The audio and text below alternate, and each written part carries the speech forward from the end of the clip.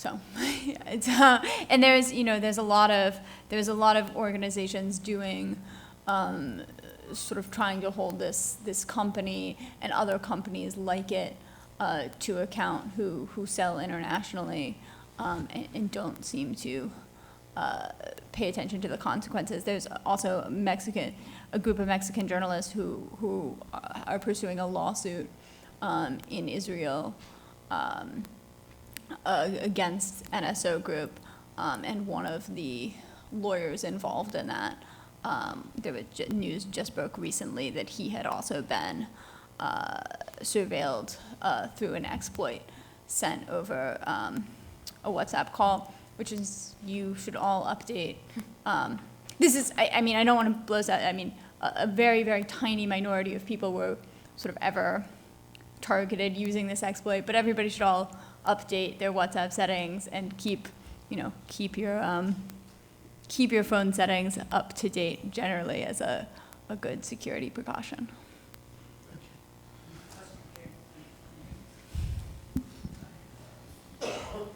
Hi, thanks to all the panelists for your presentation. It was very illuminating. Marcella, I loved your words that impunity is an invitation to silence more journalists, and I think it's something that we can easily forget, and I really appreciate your saying it because we need to repeat it over and over again.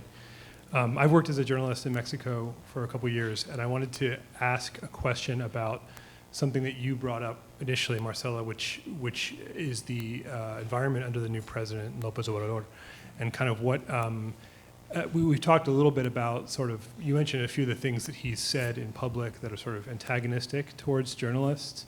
And I wanted to ask if anyone on the panel can compare the current atmosphere right now with that of the atmosphere under Peña Nieto. Because having worked under both administrations, obviously the Peña Nieto administration had huge problems with impunity, with spying, with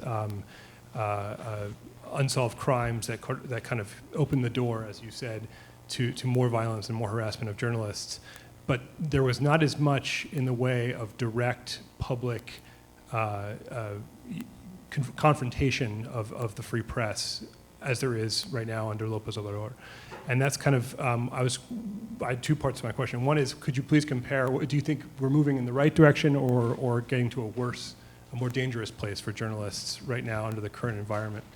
And the second question is for Alexandra specifically. You discussed meetings you've had with presidents of the entire country talking about kind of your priorities as a press freedom group. I'm just curious, what is the specific leverage that CPJ has as a civil society group with presidents? What are those meetings like? What do you actually say to a Peña Nieto or to a López Obrador when you say, we need you to take action to protect journalists? What can you do in reality? Our main tool is one of public advocacy and pressure. I mean, that when, in speaking with a government, at the point where our delegation went to meet with Peña Nieto, he was on his way out. I mean, he was already sort of a lame duck president, and we spoke about sort of the legacy. And part of it is that there's, it's not, the federal government could invest significantly more resources in combating impunity if it had political will. And it doesn't see that as a priority against other sort of competing interests or just a larger sort of disinterest in tackling impunity and the murders of journalists. So, our main tool is public pressure and advocacy, and that's worked very well in terms of getting laws passed. It's worked very well in terms of getting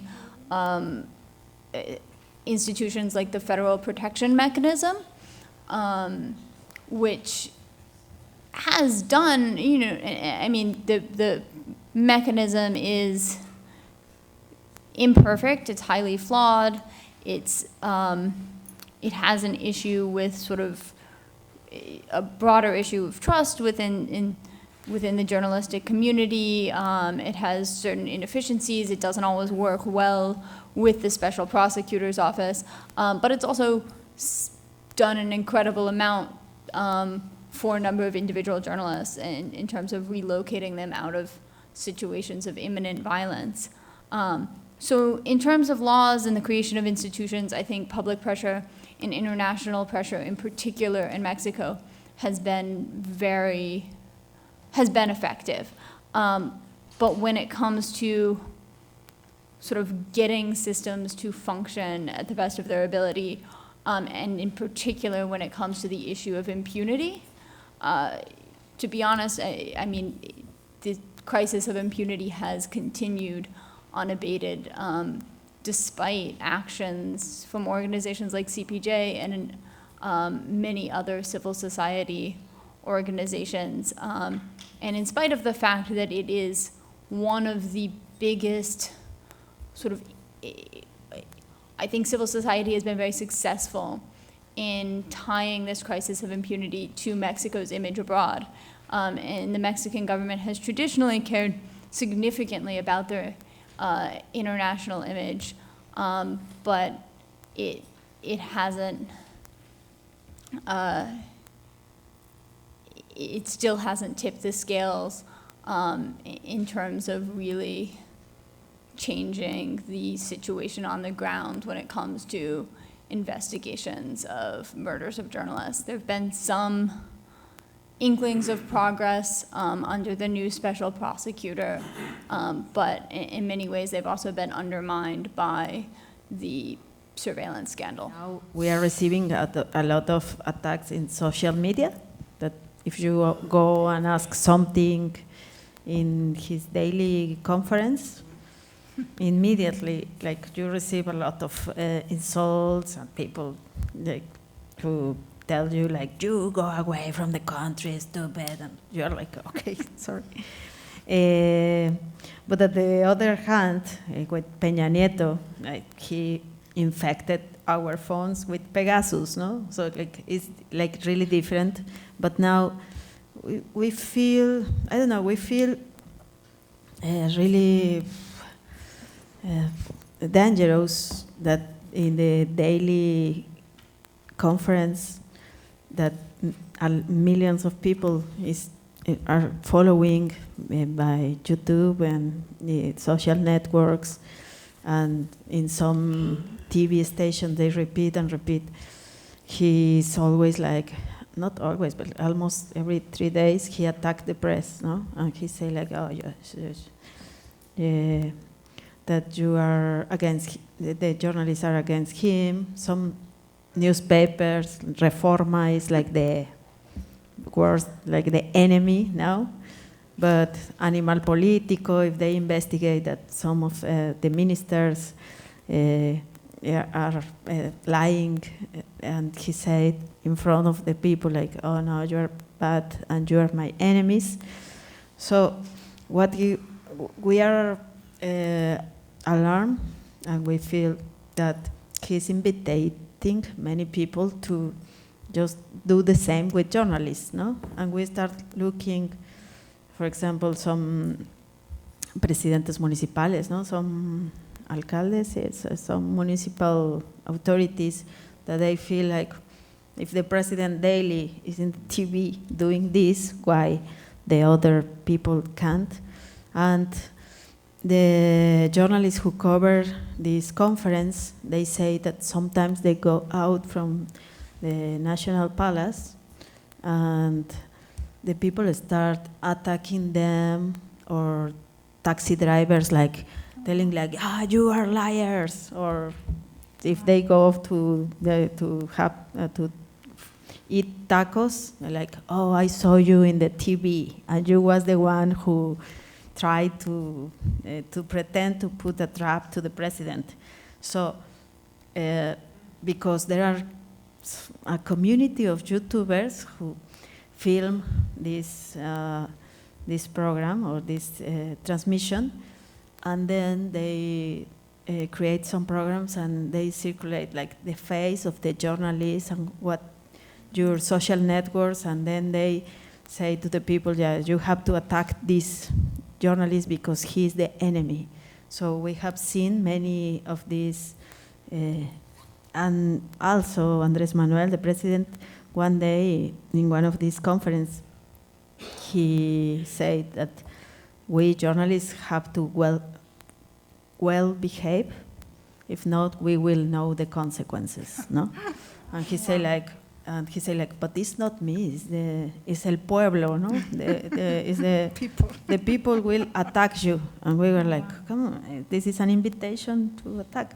So the other day, some YouTubers invite people to manifestate outside where this conference are, and the journalists were, yes, they abandoned the place because the conference finished, and the YouTubers' followers start, like 100 people, attacking journalists and asking them that they are chayoteros, no, vendidos, they are received corrupts. Wow. And I was like, oh, this is like a Black Mirror, like how? So it's, and also we have a lot of killings, like we have, some organizations say 7 since the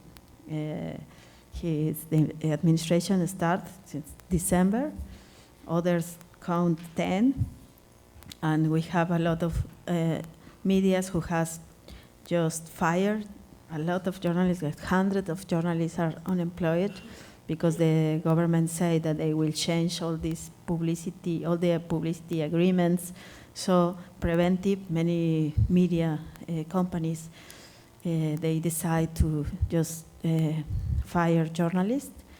And this is like really getting worse in those terms. But at the same time, they say that they want to protect journalists and the mechanism will be better, the mechanism of protection, and we will see. I can say that I don't believe them. I hope they do it and do it fast. But okay, we have only these months, and we have. I can say that what is going to happen. Thank you. Okay. Jonathan. Hi, yeah, my name's John Tarleton, editor-in-chief of The Independent. It's a free monthly newspaper that's in its 19th year of publishing here in New York City, reader-supported. I will go home tonight grateful that most of our challenges are financial and that we don't face the dreadful risks that journalists in Mexico do. And you can get copies on the tables outside when you leave. And I just want to add one other thing. This discussion means a lot to me. One of my colleagues, an American journalist named Brad Will, was murdered in Mexico in October of 2006 while covering a civil uprising in the state of Oaxaca. He was videotaping some protests going on between opposition and local security forces, and basically he was shot down in the street. He basically unintentionally filmed his own death, and he was shot by local paramilitaries that were officials of basically the police chief, the mayor, and other local officials were in this vigilante gang that fired at him. This was all caught on camera and videotape. Brad's case was a rare case where there was an investigation because his family pressured the American Congress, which in turn pressured the incoming government of Felipe Calderon. Unfortunately, the investigation was a complete whitewash, and the government basically used the investigation to try to impugn some of Brad's closest friends in Mexico as having been his killers when there was plenty of visual evidence of who the real killers were. So I totally understand the situation that y'all are dealing with, and I applaud your courage and your persistence against this culture of impunity. Thank you. Okay. Hi, my name is Silvia Siller, and I actually follow Mexican politics very closely. I know that we have a lot of things to overcome in Mexico. I am a little sad to see that there's no hope, because I think that I've seen a lot of changes already regarding freedom of the press. I know that there's a lot of problems between certain kinds of press who have reduced a lot of their budget from the government with the new government who's trying to be austere. I also am not happy with the attacks, but at the same time we have to see both sides. I also closely follow a lot of those YouTubers. There's all kinds. There's ones that are actually very objective and they're informed and they give opinions that are interesting to people, and they have millions of followers. And that has actually changed, in a way, the freedom of the press in Mexico, because we not only have one side of the story, we have all sides of the story, which is very interesting to me.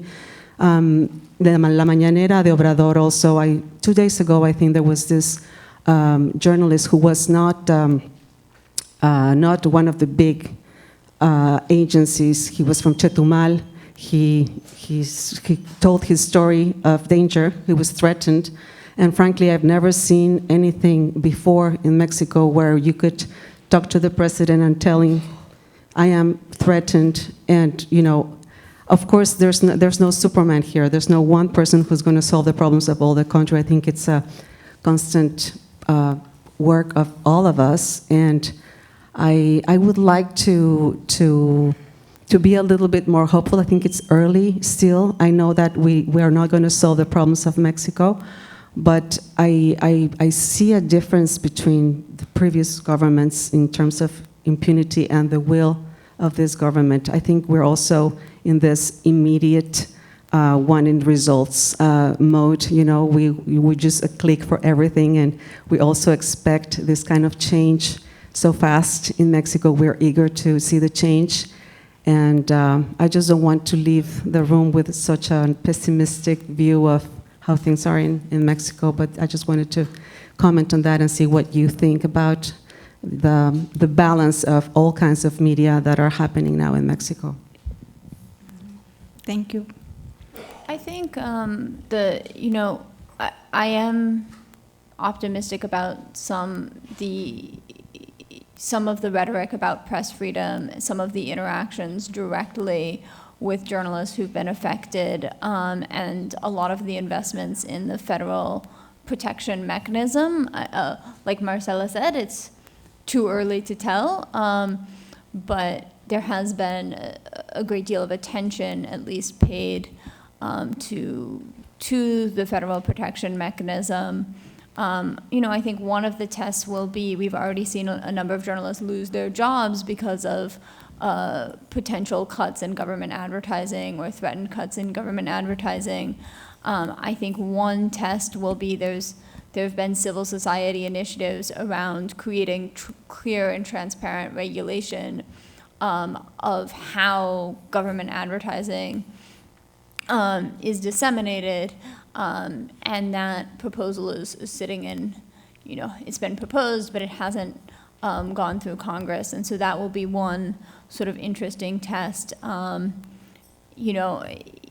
not going to get results overnight. It's not that you get a new president and then everyone in the country stops killing journalists, or that in a country where there's 99.9% impunity for all crimes, that suddenly, we're going to see cases be solved immediately. There have been good, I think the Mexican government has at least said that they're no longer using surveillance software. I think it will be interesting to see what happens with that case in terms of impunity and transparency, and whether we start seeing cases of journalists who've been killed being solved. So I think there's a lot of open questions, and it may be that there's progress in some areas, and then there are, setbacks in others. And I do think the rhetoric has been, disappointing to a lot of people when it comes to sort of calling out specific journalists. I don't know. Well, I think that, for example, one of the things that worries me, that is something that, if it happens, would make me feel way more reassured, is when the Procuraduría changed to Fiscalía, the prosecutor for crimes against freedom of expression, that specific office lived within the Procuraduría. As far as I know, correct me if I'm wrong, but as far as I know, there's still no plan for that special prosecution to transition into the new Fiscalia. So there's no allocated budget, there's no specific figure, and there's no transition plan. So those are signs for me that institutionally, this is not being taken care of. And while it's nice that people can speak to the president directly, I think that this needs an institutional solution. And I hope they do, like, bring this plan to transition. And if they do, that's one step forward. But these are like the things that worry me. Thank you. We have time for one more question. It's their last question. The Or- last question. Well, Thank you. Let's make them short. We can get to it. Where is?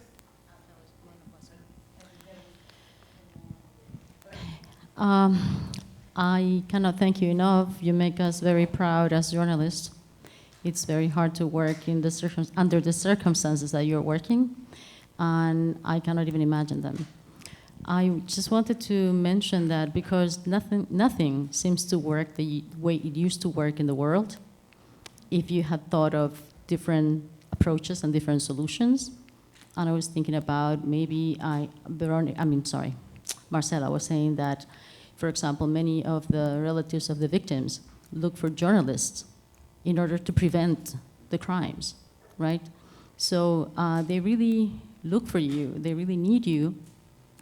And I was wondering if there could be a civilian network of protection that could back you up and that could make changes come true, because institutions don't seem to work or care.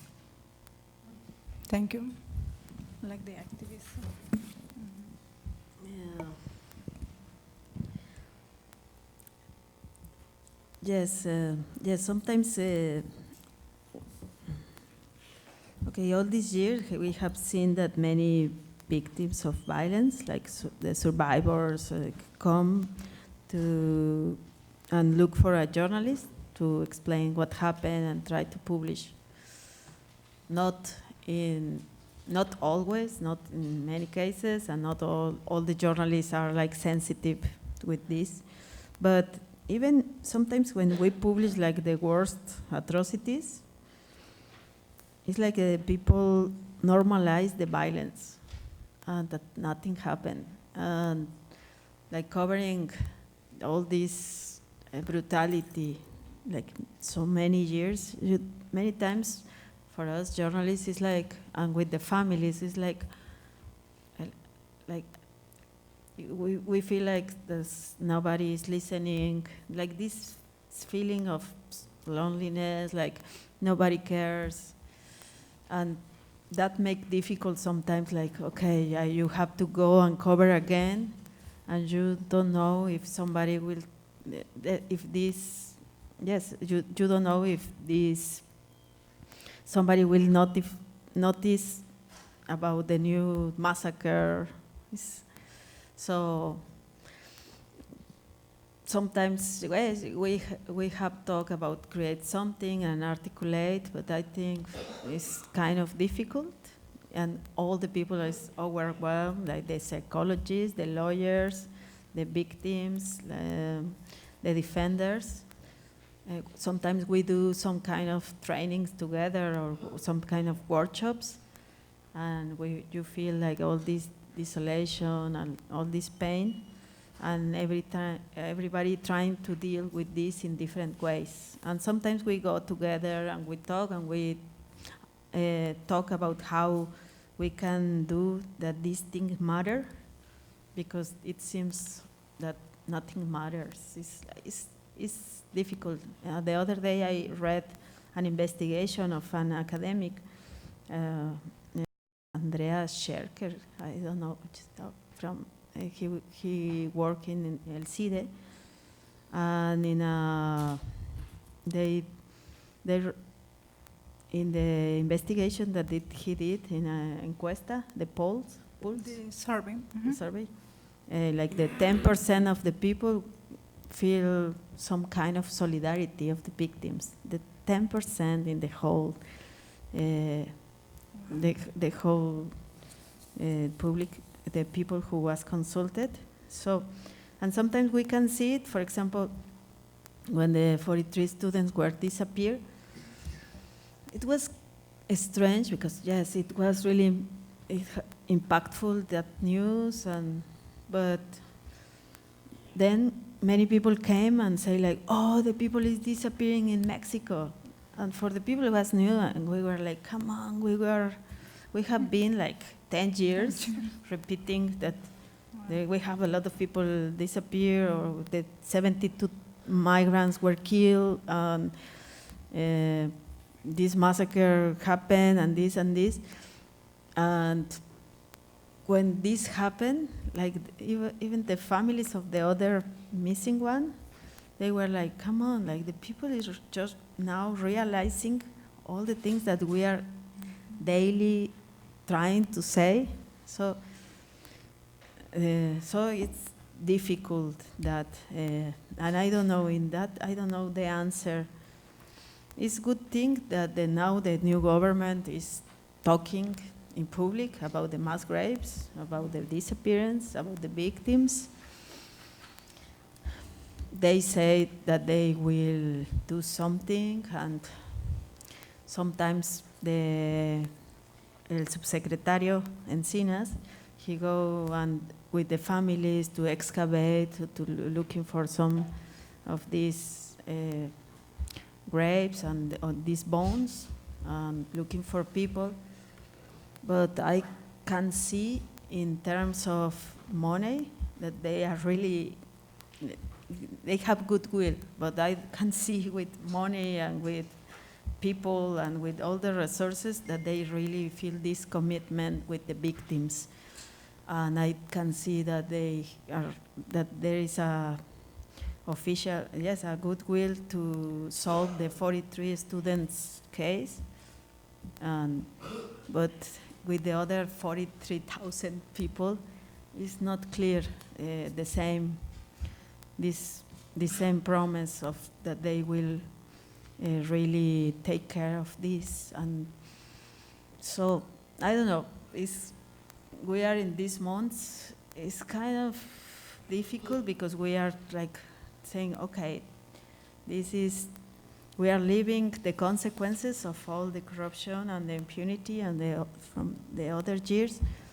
But at the same time, we say like, okay, but when we can say that these killings are from your government, or what happened with the militaries that are still in this drug war, are still in the same strategy of that they changed the army, but now it's the National Guard. And so it's kind of difficult now, like even to inform, because we say, okay, no, but in the fact we see that they don't have money, they don't have the office to protect journalists, and they say many things, but I don't see that it's a priority in the fact. You can see in the administration, in the institutionalization, in the papers, in the docs, in the documents, in the projects. You don't see it. Yesterday I was with the commissioner who is dedicated to search the missing one, la Comisionada Nacional de Búsqueda, and she has 43 employees for the whole country, and 13 will dedicate to search the people who is disappeared, and we have more of 40,000, so it's kind of, and it's really, yes, but she has the limited resources. So I don't know. For me, all my filter, I always looking everything through the lens of the victims, because it's my topic. And for me, I don't know, I don't feel really happy, and I can, when I am with the families of the relatives, with the families of the disappearance, you can feel the same. We try to believe, and we try to feel less like to believe, and okay, let's wait, but the time is passing and we can't see this materialized, so I don't know. But even I don't want to be pessimistic. I want to believe that this will change and they will change things and that this will be a priority, I hope. I think everybody hopes that. Thank you. That's true. Everybody hopes that. Yeah. So regarding the complicity of the United States, I'm wondering, perhaps Alexandra could talk about this.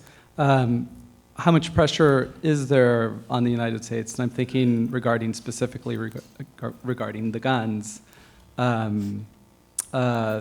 Mexican journalist covering the Chapo Guzman trial was outraged at how the New York Times or the US coverage here didn't cover any of the complicity of the United States, and yet some 90% of the guns used in these killings are bought illegally and legally here in the United States and taken to Mexico. So I'm wondering, is there pressure regarding the fact that guns can be legally bought? I'll never forget Mexicans in Mexico City telling me how terrorized they were about coming to the United States because people can carry guns. To them, it was outrageous. I don't know if you want to take the trial angle.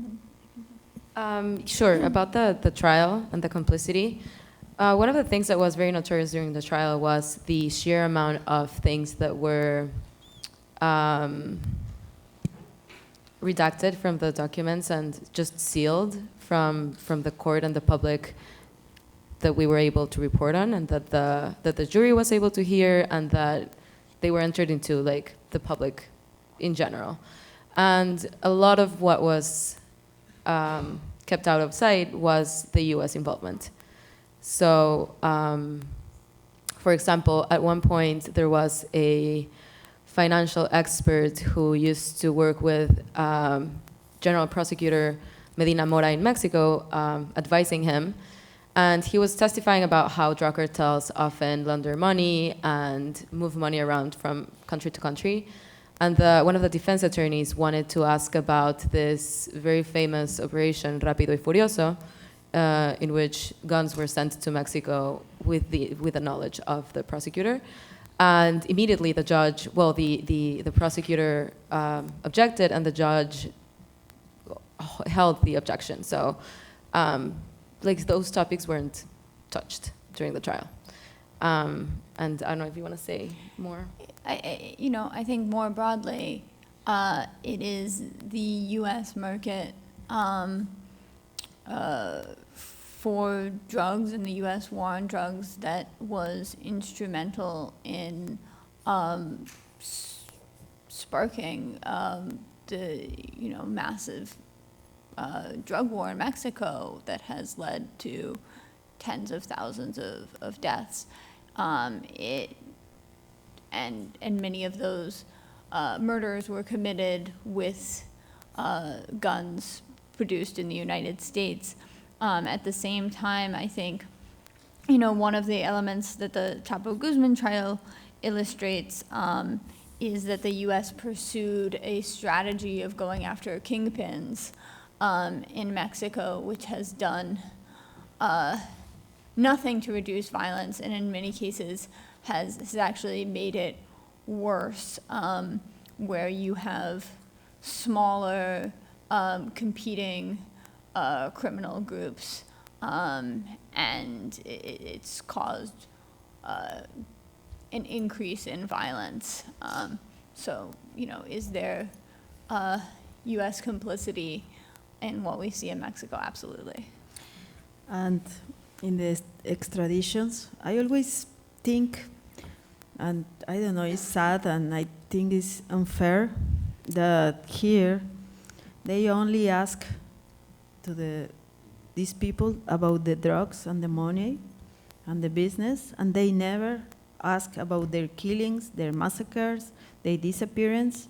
They have many clues of where are many people who is disappear, and they never. It's like the human, the human,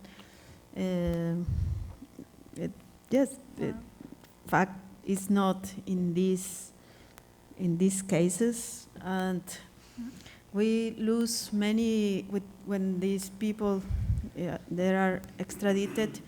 We lose information that can help to recover many people and can bring some peace to the families who are looking daily for their disappearance.